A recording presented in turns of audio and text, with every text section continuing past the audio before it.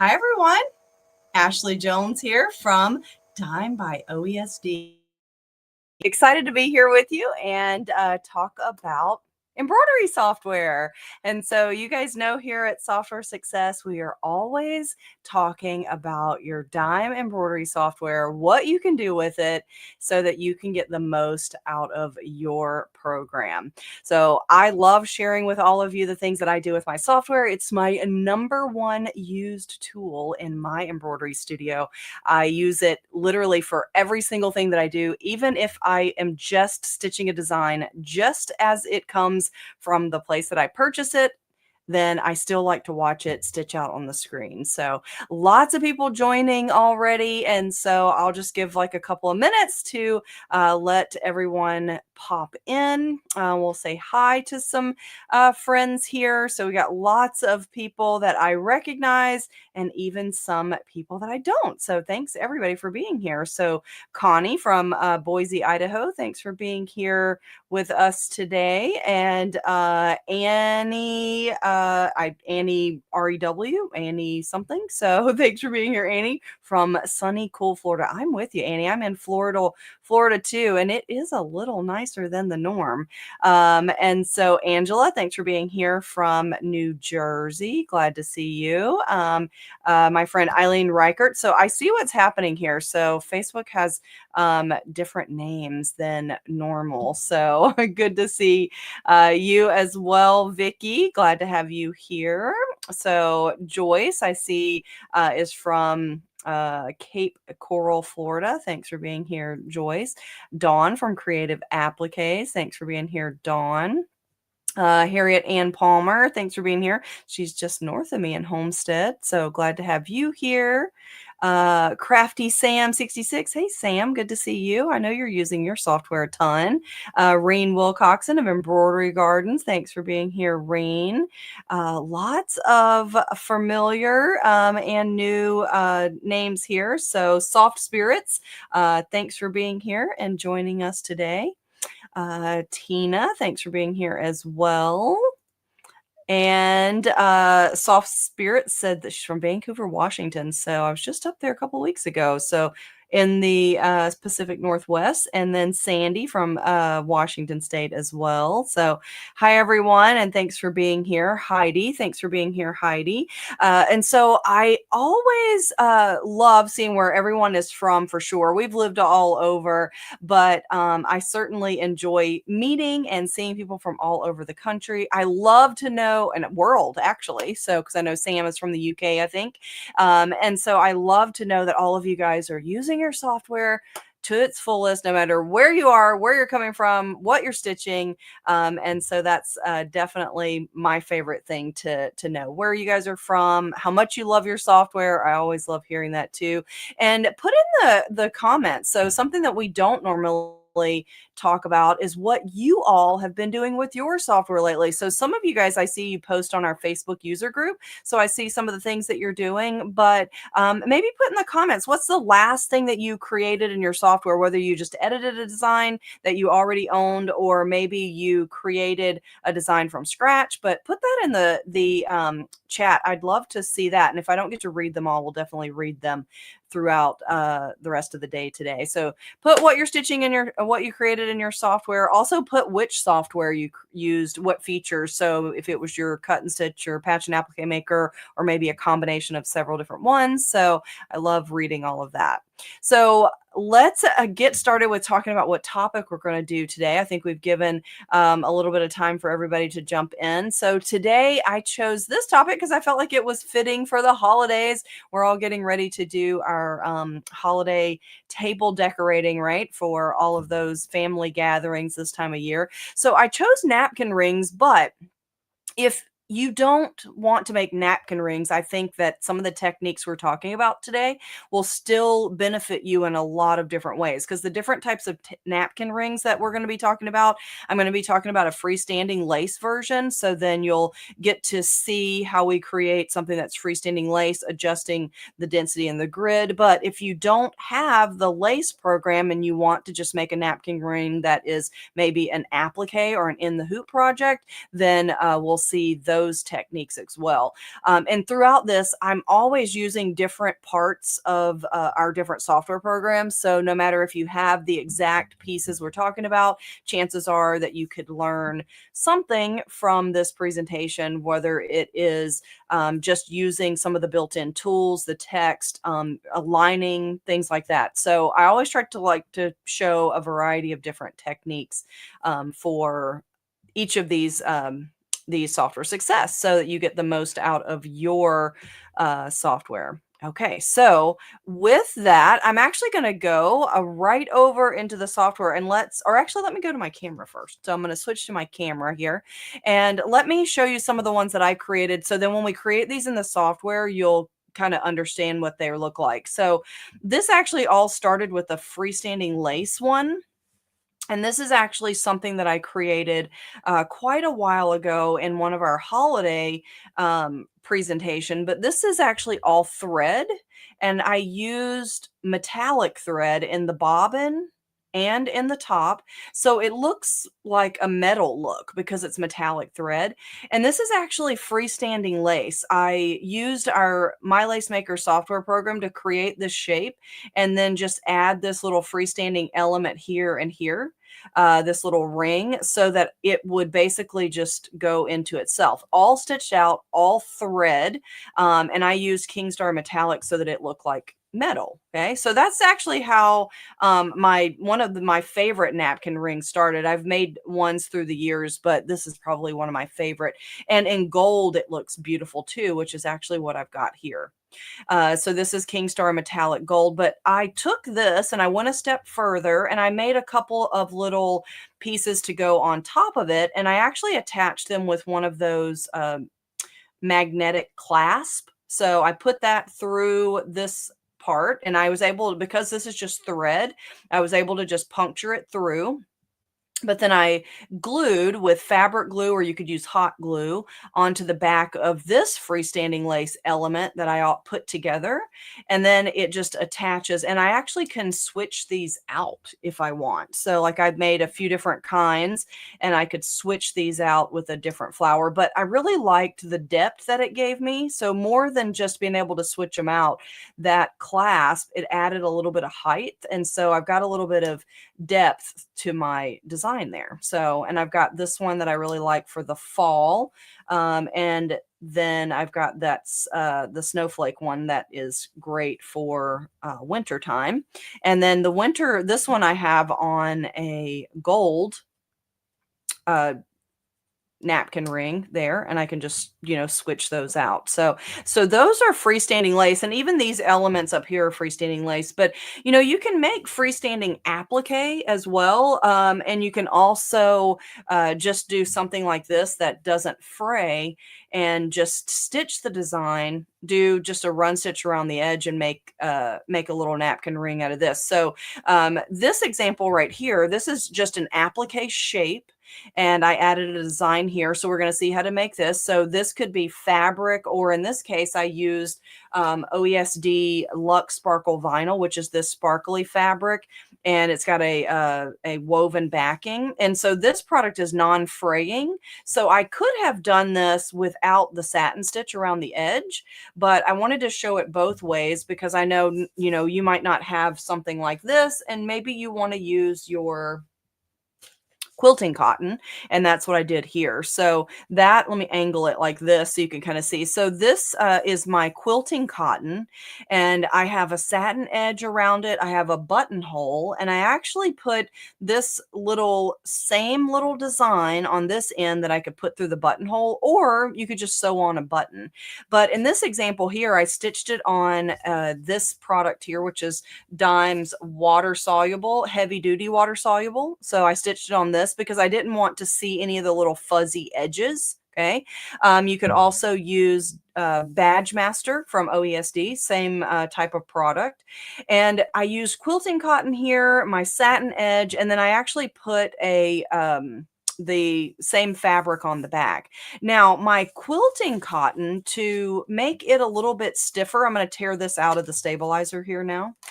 And to make my quilting cotton a little bit more rigid so that it holds its shape, I actually put in that pretty, gosh, I love that fabric. I love gold and white and black together. So, and that fabric had a little gold print in it. And I would just cut my buttonhole there, and then I could just slide that through the opening. But to do this, with just quilting cotton, I did add this OESD product to the back of my quilting cotton called Stable Stick Cutaway. This is a cutaway stabilizer that's adhesive. So if you put it on the back of your fabric, and I saved my scraps so you could see it.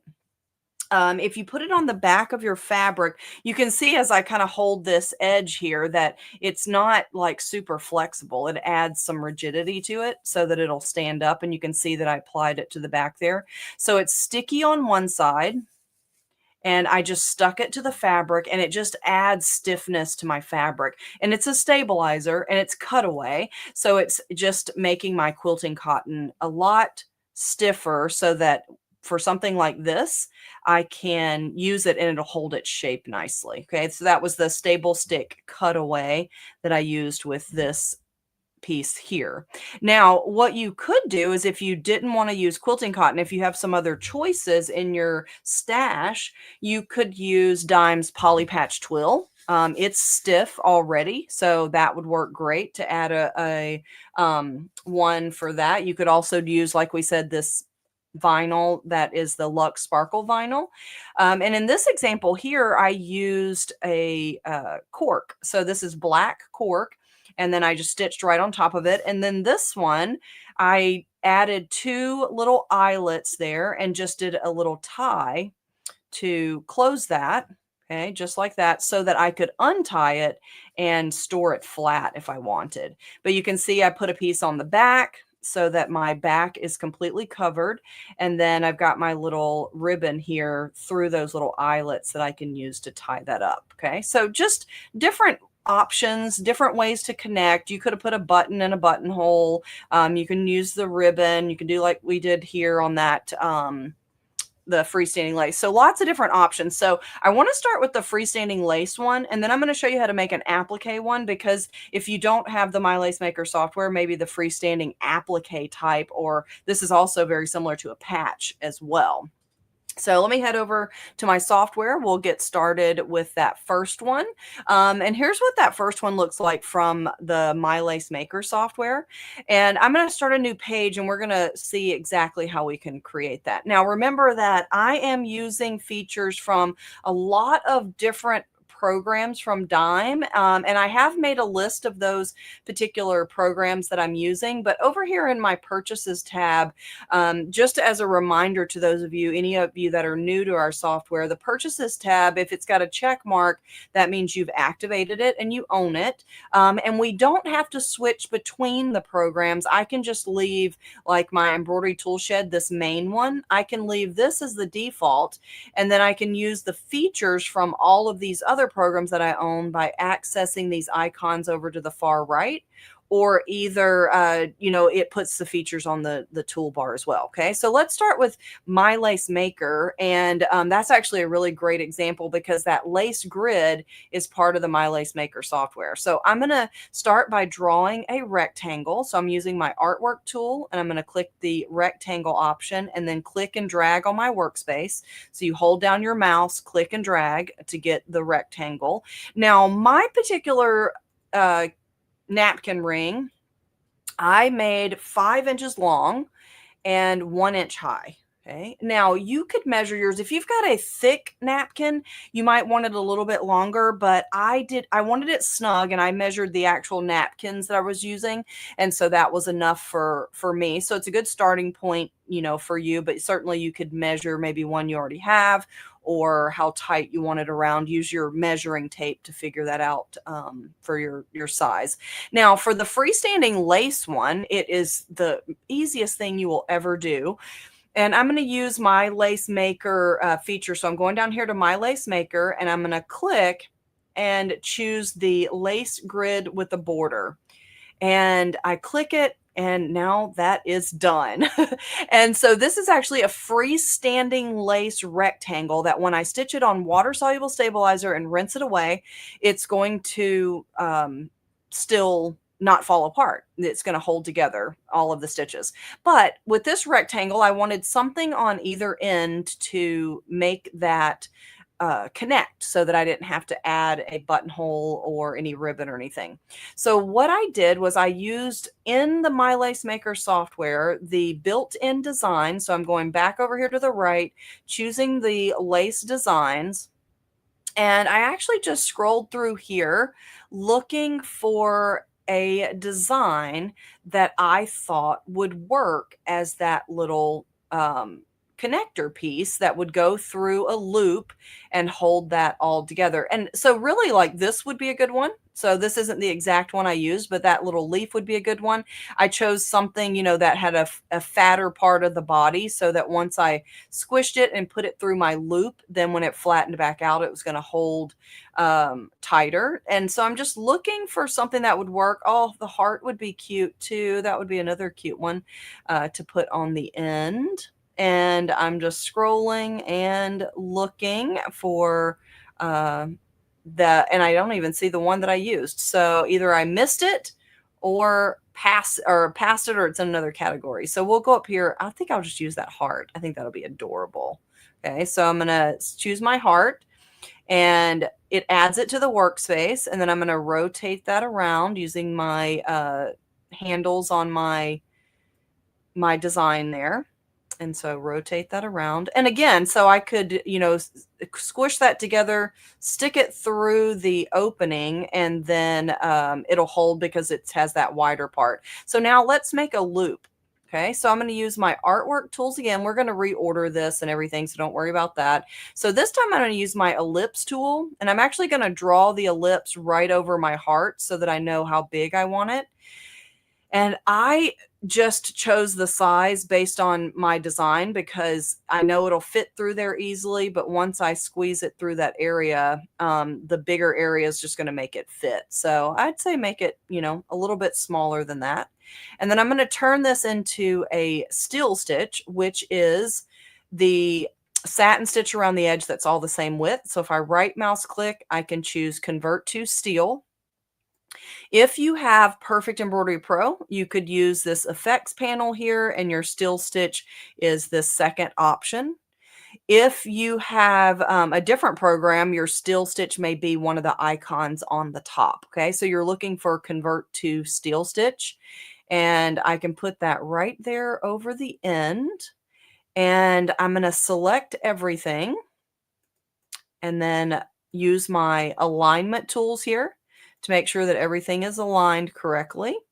And then now I'm going to make this all one color. So mine was gold or silver, but you can make it whatever color you want. But making it all one color, it's going to stitch out all as one solid design. Now I have my heart on top of these stitches. You could put it underneath by selecting this one and saying send to the back.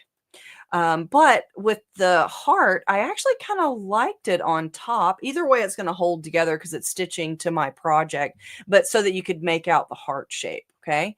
Now for the interior part, the actual lace grid, you can see how open it is.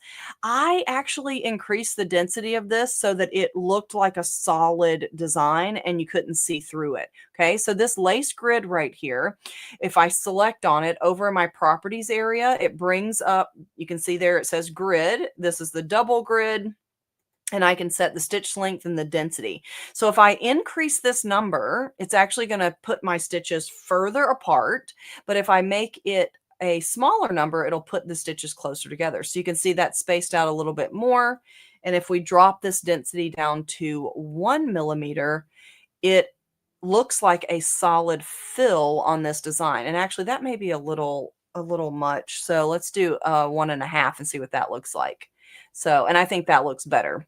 And I can see a little bit of openings in there because I didn't want it to be too dense whenever I stitched it out. But now I've got this, it's a freestanding lace design. It's going to hold together when I stitch it just on my stabilizer. And I've got the choice of any color thread, but the metallic thread really makes it look like a metal napkin ring. So this is actually one of my absolute favorite ones to do here. But we're going to use the same concept, and we're going to work with an applique one if you don't have the My Lace Maker software. Now, the key to this design is having the ability to create a design that's going to hold together even once you rinse away your stabilizer. And that's what this lace grid that comes with My Lace Maker program, that's actually what it is designed to do. So it's digitized in a way that when you rinse away your stabilizer, it's not going to fall apart. Okay, so that's important to note here with this particular design. But if you don't have that and you want to do applique, we'll do that coming up next. But that is just super easy to do. Now, my other designs that I did, my acorn and my leaves, I actually created also using the My Lace Maker features. And the snowflakes are built into the My Lace Maker design library. So if I click here and I go and look at some of these other examples here, I want to say it's in this category here. We've got these little snowflakes. And I chose a couple of different ones and just did a smaller and a larger version and stacked them on top of one another. So here's one example of the snowflakes, okay? And that is a freestanding lace design. And I stitched these out separately and just attached them to one another with some fabric glue. So if I go to my lace designs again and maybe choose a different looking snowflake. So we used that one already. So maybe we use this one next here. And then I can layer that on top of this design. And I can also resize it if I want to make it a little bit different size. So, and I changed that. So I had a silver and a blue one, like a turquoise color with my gold napkin ring there. So, and I added the magnetic clasp here and then just glued these things together for an interchangeable napkin ring. Okay. Now with My Lace Maker, you can also make shapes into freestanding lace. So not only did we do that here with the rectangle, but in the lace frames option here, all of these different shapes that you see, you can make into freestanding lace. So let's say you're making a napkin ring for, whatever holiday you're working on. So maybe you're doing something for Christmas. You can choose this frame, like let's do something. Oh, that little boot would be cute, or the stocking. What do I want to do? Gingerbread. Oh, the gingerbread would be cute. Let's do the gingerbread. Okay, so if you wanted a gingerbread napkin ring topper, I'm just going to resize it smaller so that it's about a size that I would want to put over my napkin ring. And let me get rid of these snowflakes. Those were easy. We just selected those designs. So I'm just going to delete, maybe a smidge smaller. Okay. And then we can change that into the lace grid. Okay, so if I'm gonna go over to My Lace Maker, I can say lace grid with a border. And now for his eyes, let's make him a gingerbread color, like this color here. And maybe you want to make your napkin ring that color. It's up to you to make it all matching, or maybe you want it to be silver, or maybe you want white thread to put your gingerbread. But now let's give him some eyes and some buttons. Okay, so the built-in designs into My Lace Maker, if I go back into my designs, what I would do is I would look for a design where you could pull like a little bitty element from it, because you can edit your designs. I do this all the time. Just borrow a piece from, a design. And so, oh, that would be cute. So these little bubbles right here, that would be really cute little buttons down the front. So if I chose that and I change that, let's add a different color and let's make that red. Let's do, there we go, a red. And then maybe you want just like a couple little eyes here as well. And so you can, if you have text in any of your software, I use the just a period a lot of times. So if I just hit the period on my keyboard and choose a font that has a round period. So if I scroll up, usually like Arial or either, nope, that one's square. So let's see if that one is round. Yep, it is. So the Bauhaus. So that is actually a period, but it makes great eyes. So I can add another color. So down here in the lower right, I'm just going to click to add a color. And then I'm going to change that to a dark, maybe black, and change my my period to black. So I select it, and then I'm going to right mouse click on my color chip, and then I can just put some eyes over here. So just like that, maybe copy paste. Okay. Now this is all, again, this is all freestanding lace using features from my lace maker to create this particular napkin ring. And I actually stretched his little eye a little bit, and I actually kind of like that. So cute, right? And so, and you could make him a mouth too. If we want to make him a mouth, maybe you would use your pen tool here.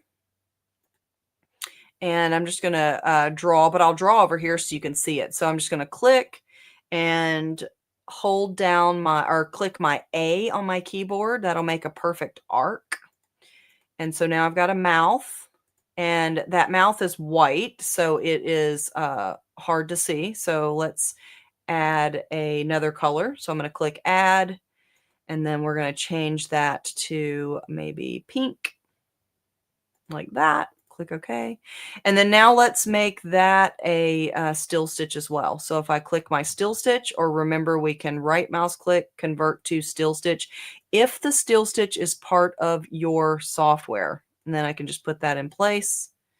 So he looks like he's smiling. So now if I'm decorating a cookie, that might be what it looked like. His mouth kind of off to the side there, and one eye larger than the other. And so if I zoom in here, we can certainly correct that. You know that anything is able to be corrected in software. In fact, I'm going to delete that one, and I can just copy and paste this one. And then they'll be exactly the same. Copy, paste, and then just move that one over. I can select both of them and make sure they're aligned properly. That's of my alignment tools that I don't have with my icing. And then if I group those together, I can then align it with the mouth and the buttons as well. So I grouped those, and then select this, the mouth and the buttons together, holding down my control key. And then I can use my alignment tool to make sure that they're all centered. So just like that. So pretty easy, right? And so here I would stitch my gingerbread man separate than my napkin ring. And then I could put that on, and it would add just a little bit more depth. So let's move him. You would want to make sure you didn't stitch him too close to your napkin ring there. So, but isn't that cute? So then you could have the little gingerbread on your napkin ring design. So I think that's adorable. So that is a freestanding lace napkin ring. So we'll answer some questions, and then we're going to come back, and then I will show you the applique version of this. And we're also going to see using buttonholes as well. So let's see if we have any questions over here to answer. And just scrolling back here. So Joyce says, how did you add the magnetic snap? So the magnetic snap, Joyce, magnetic snap, they have like a little set of prongs, and because it was just thread and kind of an open stitch grid of that thread, I just punctured them through there on the bottom side. On the back of like the gingerbread man, or on the back in this case of my acorn, I just used a fabric glue. You could also use hot glue, and just added that to it. But you can kind of see the prongs on the back. I just poked those through my stitches, because even though that looks solid, you can see as I angle it, you can kind of see some light coming through. You can see the reflection of my finger back here. And so I was able to poke that right through the stitches on that side. If you can't, if you're putting it on, something that you can't poke through, you would then just make a slit just like you would do if you're putting it for like a bag. We use those snaps for our handbags for closures, and we usually cut a slit in the fabric, use a little interfacing. So in your software, you could always put a buttonhole too, and that would make a nice little stitch. And I'll show you how to do that. And you could poke those through. So that's a really good question there. So just scrolling back to look at other questions.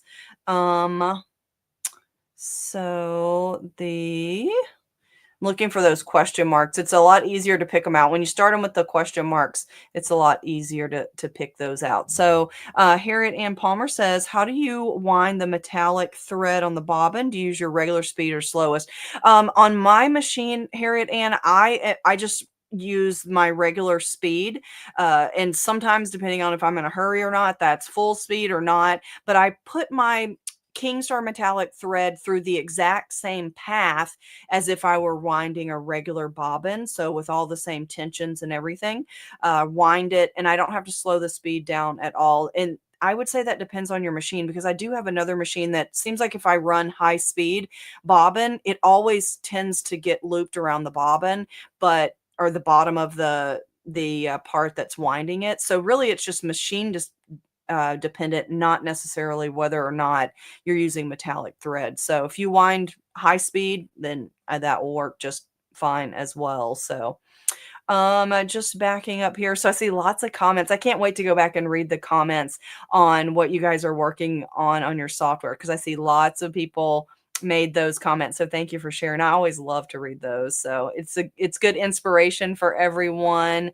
that's viewing as well. So okay, so I don't see any other questions at the moment. Okay, so here is Sandra Martinez. So what would happen if you stitch the gingerbread guy on the napkin part? Nothing. It would just stitch right on it. You certainly could do that if you wanted to. You don't have to stitch it separately. I just did it for the depth, or just dimension on the design. But if you stitch the gingerbread right onto the napkin ring, you're going to have some areas that are darker than others. Unless you cut those out, you certainly can do that as well. So when we go back over, we'll talk a little bit more about that. That's a great question, Sandra. Love to Sew said, can you create the applique design using SFX? Yes, you can. So SFX has the applique design, and then you could use some of your specialty effects on your napkin ring. That's a great idea. Yep, she said again, can use it in the SFX. And yes, you can, absolutely can. So, and okay, so I think I got all the questions for now. So if we go back over to the software, so if you were to stitch this right over the napkin ring here, if I move this up, and I'm going to group that together before I accidentally separate my pieces. So I'm just going to choose my group icon here. And if I were to stitch this over, so right now you can see that I can see through my lace grid. And so I would be able to see the napkin ring from behind, but that is entirely, up to you whether you want to do that or not. You could also create a shape, and we're actually about to do it with applique, where you create a shape that goes around your gingerbread man. And so then it would not have the stitches behind it, or you could increase this density here so that you're not noticing it as much. There's many different things that you could do. But I really think if you welded these two shapes together and then added your little gingerbread to that, so that your lace would be not running behind the guy, I think would be cuter. So let me show you how I did that with the applique. We'll start it with the lace though, because that's a really good example. So let me start a new workspace. Okay. And now for this case, I'm going to do two shapes. Okay. So let's do the artwork shape rectangle. Okay, so rectangle, draw my rectangle, set my size. Now for mine, again, this may not work for your exact napkin. So mine, I did a width of 5 and then the height of 1. So it's 1 inches wide. And let me go grab that gingerbread shape again. So it was in the My Lace Maker lace frames. And here's my gingerbread. And of course he's too big, so I'm going to resize it much smaller and just put that right here and here. And then I'm going to use my alignment tools to make sure everything's centered. And I think I would rather, even though that is true center, I think I would rather the gingerbread be a little bit higher like that. Okay.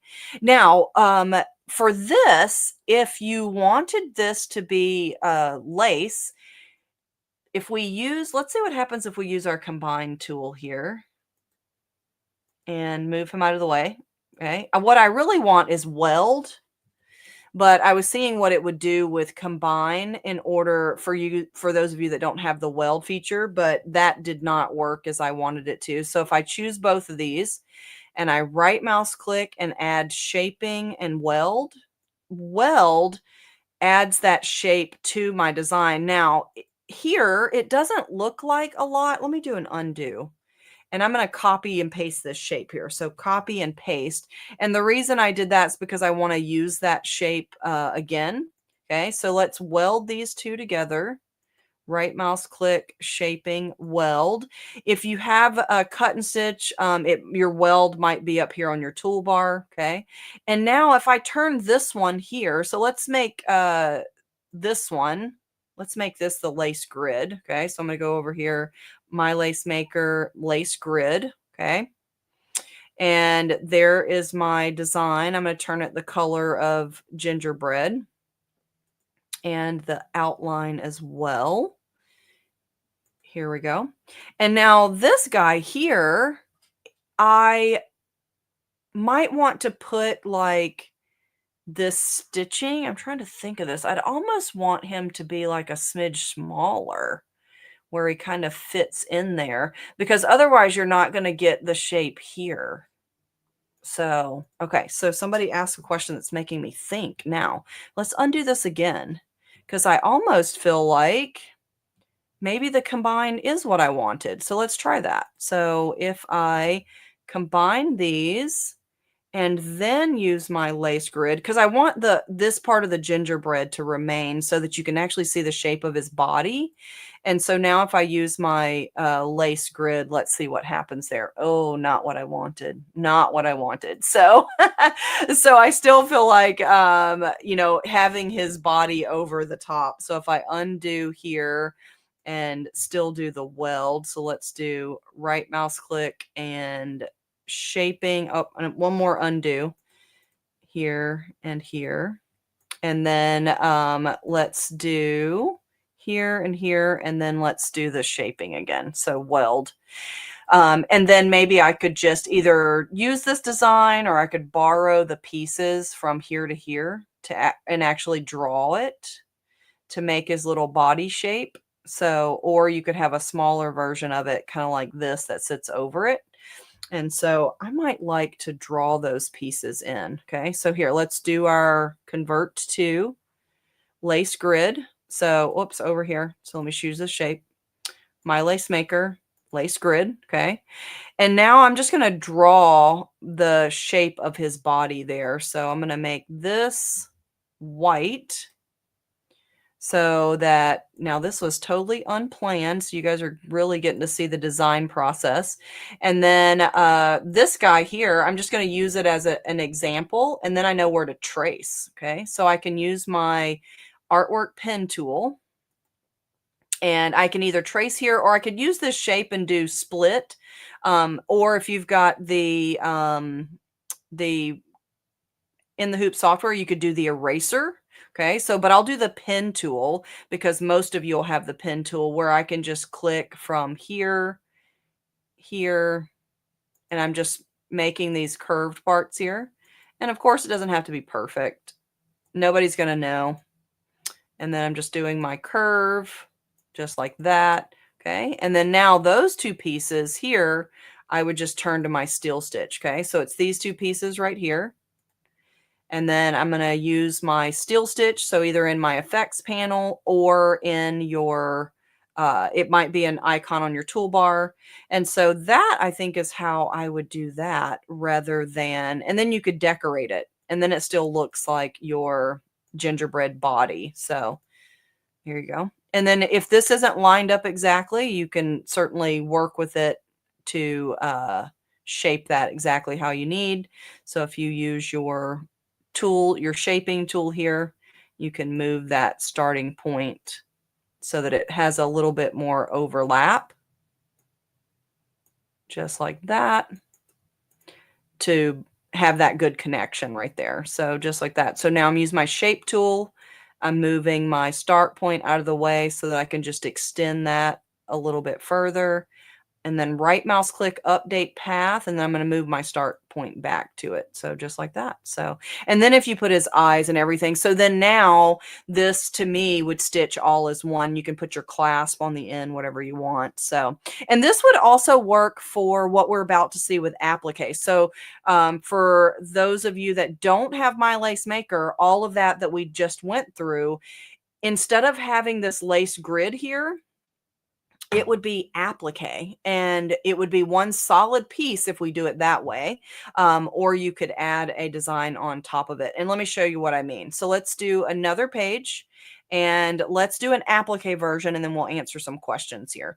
Okay, so one thing that you can do with the applique option is just make an applique. So I'm going to choose a rectangle. This is my one that I added the pumpkins on top of. Okay, so here's my shape. Make that, whatever you need it to be. So again, I kept using 5, which I think for this one I did, it was a little bit wider. But I'm just going to do my 5 and 1 for now. And I actually added that pumpkin design. The pumpkin design is part of the special FX designs, but you can bring in designs you already own. And so if we go to the holidays here, I think it's like under fall or something of that nature. So here's the fall. So this little pumpkin design is the one that I used. And this design you can see is a little bit bigger than my design. And so I actually did make my design wider. Okay, so instead of sticking to my 1 inch for my width, I stretched this a little more here. And then I put a little eyelet down here. Let's line all of this up. So select everything, and I'm going to make sure everything's center. And then I added a little eyelet on the end. So we have built-in buttonholes in PEP and in the Hoop software. And so it's the little button here, and I can select from some built-in options. The eyelet is part of the In the Hoop software, and I just click and it adds it to the workspace. And I can move this one down here, or you could use a regular buttonhole. If we select everything again, I can use my vertical align to make sure everything's nice and lined up. And then for this one, I just stitched a placement stitch and a tack down, and I left the run stitch raw edge. Okay, so to make this a run stitch applique, I'm going to choose right mouse click, convert to applique. Okay, applique is going to give me a placement stitch and a tack down stitch. And instead of that satin stitch, I actually switched it to a run stitch. So over here, I can switch to run because I was using a non-fraying fabric, so I didn't necessarily need that satin stitch edge. And the design for my pumpkin and my eyelets, I used a gold color. So if I just change those all to the same color, then they'll all stitch together just like that. Okay. Now this is super easy. And even if you don't have the applique function, all you need is a run stitch. And even our bought piecer has the run stitch built in. So you could use a run stitch to create this raw edge applique here. But we do need to make sure that we have it in the right order. Because right now, if we stitch this and it is going to give us a placement stitch, and then we're going to tack it down and we can trim away the excess, and then it's going to stitch all of our design. Okay. Before it stitches these two little eyelets, I put a backing fabric on there. So what I would do is just take your first stitch here and copy and paste it. So copy, paste, and I'm going to move it all the way to the end. And instead of it being an applique, I really just need it to be a run stitch to tack that on. So if I do a right mouse click and convert to run, I don't need the 2 stitches for that last time. So, and then that would let me tack on the backing. And then for my eyelets, if I click, hold and drag, I can change the order. Now let's watch that stitch out. Okay, so now I'm going to get a placement stitch and a tack down for my fabric. Then it's going to stitch my design. And then it's going to give me this run stitch to tack on my backing fabric and then stitch my eyelets through all my layers. Okay, so that's a really easy one. And that is using an applique here for the main part of the design. So, but before we finish up, let me show you one more way. So let's answer some questions here and see if we've got any questions. And then I'll show you how to make the applique one where you can actually merge a shape with it. We're going to use that weld feature again as well. So, and then yes, so the what about the subtract? So Sandra Martinez says, what about the subtract? Yes, if you're using the subtract feature, you'll need to color in. If you're referring to the gingerbread, you'll need to color in your gingerbread because the subtract is going to work on a solid part and not just the outline. So yeah, you can use the subtract feature. That's a really good point. And so, and Connie said, remove overlaps. You guys are awesome. So you guys, and see, this just goes to show you there's many more ways to do something rather than just one. So Connie, great concept, remove overlaps. I definitely agree with that direction you were going, but remove overlap only will work with stitches and it doesn't work with the grid over top of one another. So, but if you had stitches over stitches, remove overlap would, you know, definitely remove the stitches from underneath. So you guys definitely have lots of creative ways of doing things. So, okay, so I don't see any additional questions here. So let's do the applique version where we've got kind of like a little bit of shape to our napkin ring, and then we'll add a different buttonhole as well, and then answer any other questions that we have. Okay, so I'll go back over there one more time. So let me go back to my software and let's do a little bit different shape in the center. Okay, so on my gold one that I just had the little holly in the center, I think I actually have that kind of like that, but not really like that. So like this. So this shape, you could actually create and use it as a generic shape and then just put a different design in it. But you can also create an outline around your shape so that it is more contoured to your shape as well. So let's see how we do that. And then I've got a little tip for you on this stitching here to make it stitch out really nicely. Okay, so I'm going to start a new workspace and let's draw our rectangle again. When we're done today, we're going to have our rectangle drawing skills down. So I got my rectangle. I go over here to my transform and I can set the size. Okay, so 5 and 1 and click apply. And you can, if you want to a shape, so like if I draw the ellipse here, so if I click and drag, you can have an ellipse, but if I hold down my control key, it'll actually draw a perfect circle. Okay, so whichever you prefer, that's up to you. Make it as large as you want. For mine, I made it about 1.75 inches, if I remember correctly, but you certainly can make it a little bit larger if you want. So 1.75 inches, 1.75 inches if you want it to be round, perfectly circular.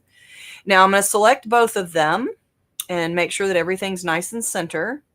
And here I'm going to use the weld feature again. So if I do a right mouse click under shaping, choose weld. And that can be your generic shape for your applique design. Okay, so now let's turn it into an applique for your applique napkin ring. I'm going to do a right mouse click and convert to an applique, or you could use your effects panel. You could also use the applique icon if your software has the icon on the toolbar. Okay, so now if you're stitching a freestanding design, I've talked about this before in patches, but this is true for, you know, appliques like we used the quilting cotton fabric. So when you stitch this on quilting cotton or when you're stitching this on water soluble stabilizer, no matter what fabric you're using. So let me get my satin stitches running around the edge here. So do you see how most of my satin stitch here is actually going to stitch on the stabilizer because we don't have any fabric if we're doing a freestanding kind of thing. And so when I rinse that stabilizer away, then my stitches, they're probably going to kind of curl under, and they may even start to curl under before the stabilizer is completely perforated.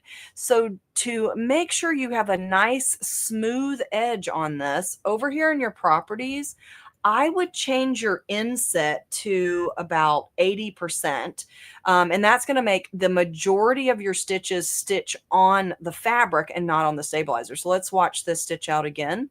So that's just a little extra tip just for getting it to stitch out really beautiful. Now you can see that the majority of my stitches, in fact, 80% of them are stitching on my fabric because there's no stabilizer out here, right?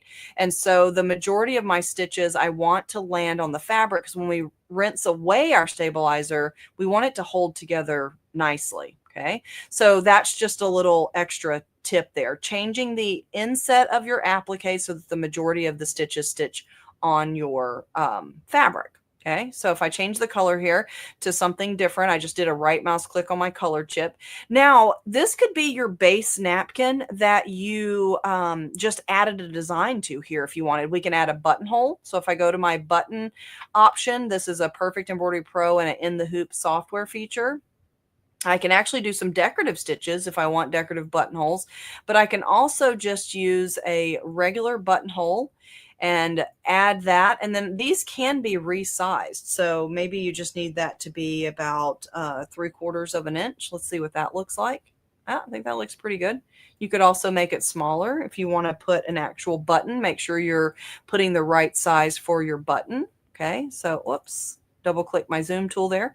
And so there's my buttonhole. And if you wanted to use that little element that we did earlier, you can put something like that over here to stick through, or you could stitch a button on that actually buttoned through the other side. So let's just say we're going to do our button here. And then now we can merge any design on here that we want. So File and Merge allows us to choose designs that we own already on our computer. So you locate these on your computer. And if I go to like the designs library here, and under my designs category. So OESD has some miniature designs that we that work really great in these little things. So I'm just going to go and grab one of those just to show you how you can bring in your own designs. So under my OESD designs, and it's one of the embroidery designs, and it's the mini days of the week. These cute little miniature designs here would be great because we're working with a small area. So let's see what designs we've got here. So those days of the week, but then there's some cute little designs. Oh, aren't those cute? Oh, I think the mushroom is it. So that would be a cute little design to put on here as well. Isn't that just like a perfect fit there? So you can bring in designs that you already own. You can use any of the designs in the software to stitch this and you could have this be your generic shape and just put whatever design you want anytime, any season, right? Okay, so the other thing that we need to do here is make sure it stitches out in the right order. So let's watch our slow redraw. And we're going to get our placement stitch tack down and the satin stitch of our applique. And then it's going to do our buttonhole. Then it's going to do our design elements. Now, that will work. If you are stitching on like the Badge Master, I like to move my satin stitch to the end. And so I can do a right mouse click on the applique and say break up path. And it'll actually separate out my run stitch placement, my run stitch tack down, and then I can move that finishing stitch to the very end by click, hold, and drag. Okay, and so if I choose my slow redraw and I change or watch that stitch out, you can see I get the placement stitch and the tack down. Then it's going to stitch my design and the satin stitches at the edge at the end. And I would want my buttonhole to also stitch with my satin stitch there as well. So that you can change that color and have that cute little design. Now, one more thing here, if you don't want that circle shape, you could make it a little bit more contour. and shape to your design. So if we do our 5, 1 again, and let's say this example, let's say we're going to put like a design. I'm going to go into my Pam Patch and Applique Maker has these little charm designs, which are miniature designs that I could bring in and make add a shape around this. Oh, let's go to the maybe Halloween. Oh, pumpkin, Easter, Christmas. I was looking for like a little fall one so that it's not just, oh, a party would be good. What else have we got? Gardening. Oh, the garden would be a good one with the little, if it's got a pumpkin. Oh my goodness, do I have no pumpkin in this software? I'm going to search, see if I can search and find a pumpkin. Pumpkin. So the charms in any of our software, oh, there's my pumpkin. I knew it was somewhere. The charms are little miniature designs, so they would work great for this. Okay, so now if that's my design, let's do a outline around it. So if I right mouse click and choose utility and create outline, and I'm going to put this about a 0.15 distance, make it round so it's smooth. Okay. And now that shape and my rectangle, if I weld those two together, turn that into the applique. So right mouse click, convert to applique. And then I can have more of a design that's kind of that contour shape around my design. I think that looks pretty cute. So sometimes it's nice to kind of have something that's not so perfect all the time, but certainly you could put that pumpkin onto that little circle that we did before. And I think I actually used a different pumpkin because this one, I don't know where I got this one from. I think it was from maybe the Special FX software or either the In the Hoop. Because you see how it's got that little vine and it adds a little bit more interest all the way around the edge. So, and again, I would adjust my inset so that it's stitching the majority on my fabric. So that's over here in my properties there as well. Stitch your design, and you've got a cute little freestanding example. So I had lots of requests for applique options. So that's one of the reasons why I chose this topic, was because I had lots of viewer requests about creating and working with appliques. So that was partly the reason there, but I also always like to show something different for those of you that maybe already knew how to create the applique part as well. So, okay, so let's see if we have any other questions here before we sign off. So I see that Natalie, hey Natalie, I think Natalie, I just got to see in person in Washington State when I was there a couple weeks ago. It was so nice to meet you in person, Natalie. Thank you so much for joining today, and also there in Washington at the in-store event. So what size rectangle do you recommend for the napkin ring? So Natalie, I do a 5-inch wide by an inch tall, but depending on your design, you might want to adjust that. And also, I do have some napkins that seem to be thicker when I roll them up.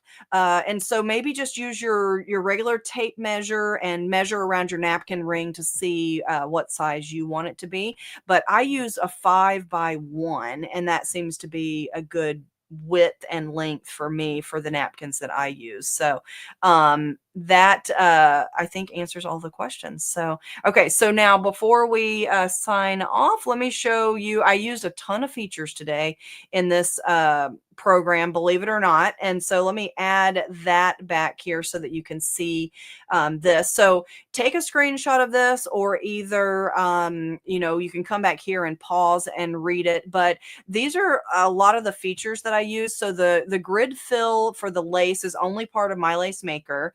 The buttonholes are in PEP and In the Hoop, but you can create buttonholes with a steel stitch and your artwork tool. So the artwork tool, you can see there's a lot of those in the software as well. The combine option, whenever we put two shapes together, and then the weld option, you can see there's part of PEP, Cut and Stitch, SFX, and In the Hoop. And then the artwork draw I used, and actually I have that duplicated there, so got it in there twice. But take a screenshot. These are features that come from a lot of different places. So even though I showed how to do this with lace and applique, certainly things can most likely be adapted to what features you have in your program. So, and if you have those specific questions, certainly check out our Facebook user group. You can ask over there as well. I'm always over there looking and watching as well. And then Laura said, what is Badge Master compared to at the Dime Stabilizer? So Badge Master and the heavy duty water soluble are the same thing, Laura. So heavy duty water soluble, and that might be flipped around on your screen, but heavy duty water soluble and Badge Master from OESD, those are pretty much the same product. They do the same thing. So either one of those that you have on hand will work for that project. You could also use your woven water soluble. It just means that, you're going to rinse away the excess. So that would work fine too if you don't have Badge Master or either the heavy duty water soluble. I just like to rip it away from the edge, and I don't have to use water to remove it. But again, just a personal choice. There's more than one way to do our embroidery, more than one stabilizer option a lot of times too as well. So, okay, so in 2 weeks, I will be back here, but I have not decided what I'm going to do yet. I'm going to go through the viewer request again, and I will find something fun to do for our next lesson. It's on November the 18th at 1 p.m. Central, just like always. I will be back here. We'll do that. That'll be our last one before Thanksgiving. And then, of course, we'll have the December episodes as well. If there's something that you want to see, you can post it here, post it on our Facebook. But I also have a list of things that I've collected that I'm sifting through to answer questions and also choose topics that viewers have requested. So you're certainly more than welcome to make additional requests. I love seeing the things that you guys want to see. And then lastly, I like to say if you don't have any of these pieces of software that I was using today, you can purchase them on our site. But I always recommend checking with your local or your favorite, maybe it's not super local, but your favorite brick and mortar is always another place that I would recommend going and checking out software specials. So support local. If we don't, they're not going to be around forever. So check with them. And then also, if you don't have one local, then you certainly can check any of our software out on our website. dzgns.com is where you can find our software at this time. So, all right. So in 2 weeks, I will see you guys back here with a fun topic that I am still figuring out. So if you got requests, let me know. And I see that we had a comment. Can you watch the replay? Yes, it's on our YouTube channel. And then Rita she said, love the freestanding lace. She makes tons of things with her My Lace Maker software. So thank you so much for being here, everyone. I hope you guys learned something new today. So for now, I am going to sign off. And in 2 weeks from now, I will see you back here again, and we'll figure out a fun topic to work with. So until next time, guys, see you later.